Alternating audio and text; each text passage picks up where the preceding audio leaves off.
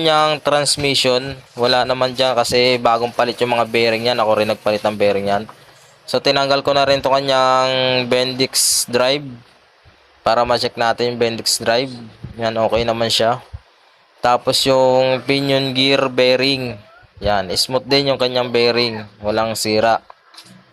Yan, then chinek ko na rin to kanyang tensioner. Hapit na hapit pa naman, bagting pa yung kanyang tensioner, kaya wala dito yung magiging problema. Yan o, bagting pa yan, hindi pa siya ganong kaluwag.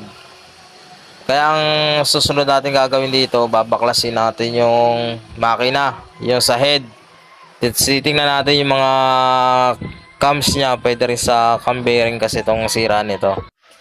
Yan, ating baklasin muna yung kanyang makina. Paghihiwalayin natin yung kaha tsaka yung buong makina para masil